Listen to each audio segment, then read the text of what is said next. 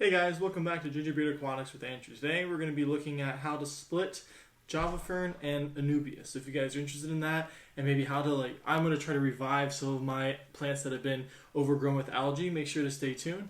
And if you guys like the video, make sure you guys hit the like button. And if you guys enjoy a lot of the videos on this channel, or even this video in particular, consider subscribing to the channel. Alright, let's get into it. So today we have three plants that we're going to be working with. We have a Anubias that is attached to a piece of wood. Java fern that is previously attached to a piece of wood, but you can see how much it has grown already. This is the end of the wood here and how much it's grown out this way, as well as some Anubias mounted to a rock. So the main problem with all these is that the algae is starting to overgrow them, and especially on this Anubias here, it's getting too clumped. So what we're going to do first is start trying to split apart this Java fern. That's what we're going to be working on first, and trying to see if we can't split this apart more evenly into better sections that we can then attach to our new pieces of wood. First off, you want to start off with a pretty sharp razor, and you want to go in here and start looking at plants, or leaves rather, that are looking like they're dying or have lots of holes, or are just going to be taking away a lot of nutrients. So that's going to be a lot of these leaves in here. So I'm just going to come in and start cutting these guys out, and then we can start working our way into the mess that is this plant once we get all of these unnecessary leaves out of the way.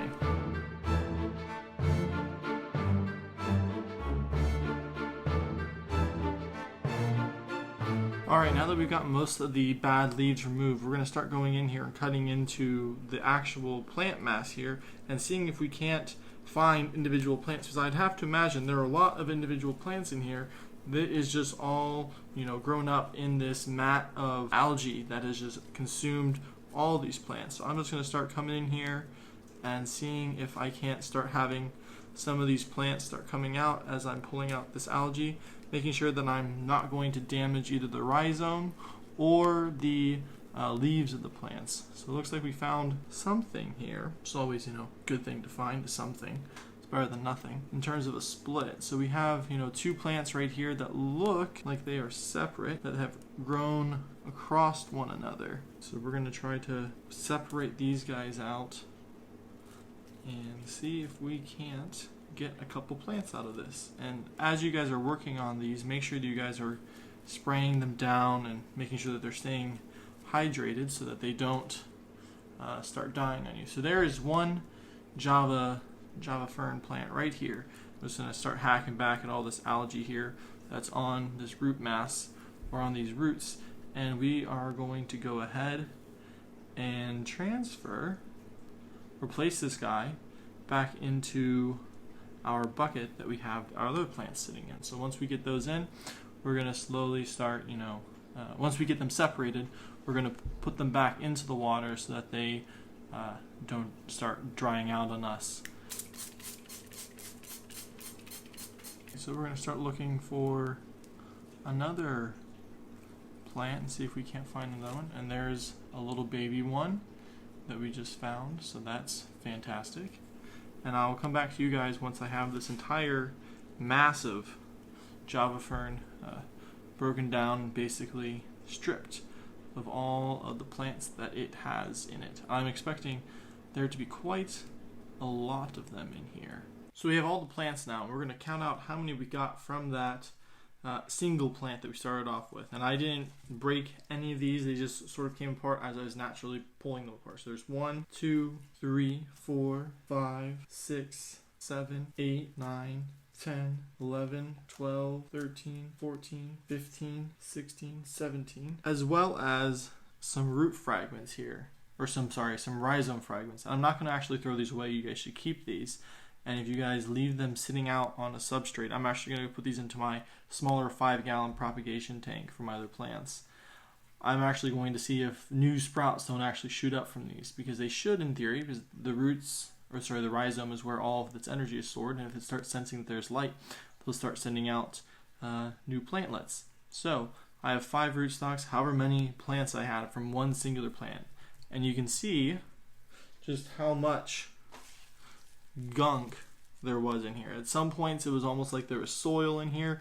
A lot of this was just algae that was growing over, and this is just my guess. It could be wrong, or it could be right, or it could be somewhere in between. I think that the algae was doing two things. I think that it was both stealing nutrients from the plants, as well as potentially creating anaerobic zones inside of Earth. How densely packed everything is, there's no water movement getting to it, there's going to be no oxygen getting to the plants. I think that might be why my singular plant was suffering before. And now hopefully after splitting it up, I'll have a much better chance at having long-term success with this plant due to it being no longer suffocated by all of this algae. So the next thing we're going to do is step into the Anubias plant that we have and start dividing that guy up. Unlike the Java fern, the Anubias here's problem is not that it's getting suffocated. Well, it is getting suffocated by the algae, but the algae is growing on the leaves. So the first thing I'm going to do is go around and try to remove as much of this algae as possible,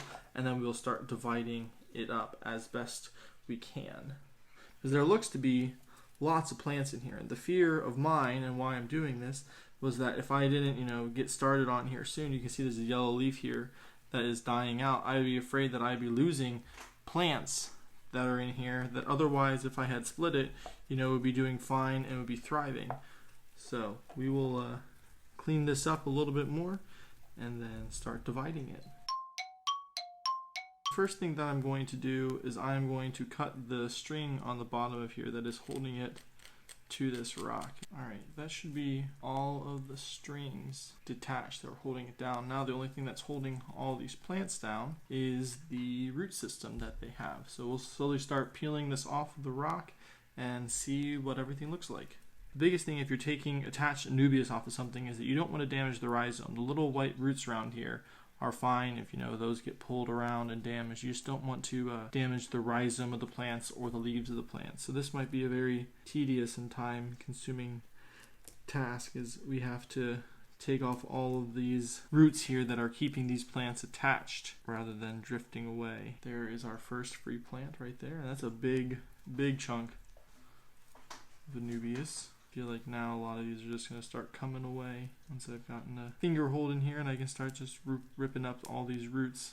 There we go. As you look at that, we have our rock that's left behind and all this algae that I'm trying to get rid of, and we'll put this over here. And now we have our mat of Anubias, and we can start working through here and seeing how many plants we actually have. So there's one piece of plant that was disintegrated, which I was afraid was going to be happening. Appears to be 2 plants here. I'll come back to you guys and show you guys how many plants I have at the very end. So splitting up this Anubias went a lot quicker. I ended up with 1, 2, 3, 4, 5, 6, 7, 8, 9, 10, 11 pieces. Plus, this rhizome here had 3 of them branching off it, and as I was pulling them apart, they just naturally separated. So I'm actually going to leave this in there in the hopes that it sprouts some new shoots and develops more for me. So from one plant, that was one bunch of Anubias, I now have 11 plants. But if I really wanted to, some people are a lot more aggressive than this, and they probably have healthier plants than I do. But we're going to take, this one right here, and we're going to split it right here where there's a dead spot, basically, between the two, where a leaf died or whatnot. And we're going to cut that right there. So now we have 12 plants, and we're also going to do the same thing to this guy here. We're going to split him right here down the center, and we will get 13 plants now. And one thing, when I was talking to people online as well as watching other videos, you really want to make sure you have a very sharp edge so that you don't damage the rhizome of either the Anubias or the Java fern. Having like a razor blade like I was using is preferred to a scissors, where it's a shearing rather than a cutting tool. So if you can, use a razor blade or a knife or something else to cut them rather than scissors. That's what I was going to say. So with that, I think I said we ended up with 14 plants from that one bit, and we're going to go put these back into our bucket. And like I said, I could be more aggressive with this, but I don't have a huge need for tons of Anubias right now, so I am just going to let this lie and leave it a little bit larger. It's definitely a lot less clumped up than it was before. And again, we're getting rid of all that algae, which we've just added to this pile here, which was one of the main objectives of doing this, was to get them divided out as well as get rid of this algae from my tank. So now into the bucket, and we will go on to the last Anubias plant. So the Anubias plant that we had previously was, I believe, Anubias nana petite, And now here we have Anubias, what I believe to be Nana. I got these all at fish auctions before COVID, and they were just labeled as Anubias plants, and I happily bought them. And I think that's what they are. If you guys think that they are a different thing, let me know in the comments below, and I would gladly amend what I have said and would gladly admit that I am wrong. So this one had a weird growth pattern initially. It was getting blown around and wasn't latching on to anything. You can see here that it was curling, and then it got straightened up, and then it finally started growing right. And this is just, this plant would be normal. I would normally not touch this, but because I'm trying to get rid of all this algae that you see me picking off of the plant and the wood, I need to remove this guy so that I can access that and or access all the algae on the plant and dry out the piece of wood and then reattach it back to the wood once all the algae has been dried and killed off. So we'll remove this, and this will just be one plant. I'm not going to try splitting it unless I see a baby plant in here, which I don't see at the current moment. So stick with me and we'll come back with our final tally. We'll cut this end off right here, this little rounded edge where it curled around. We'll just take our razor blade and we'll cut right at that junction. Now that we have all the Anubias and Java fern split apart, the next thing is going to be either attaching it or placing it in different crevices or attaching them to wood. So what I have down here is what I was talking about earlier, that pre-sunk driftwood basically. I have 3 pieces, that small one in front, that really large one there. There's another one in the back corner, which you can sort of see barely through the haze, but I promise it's there.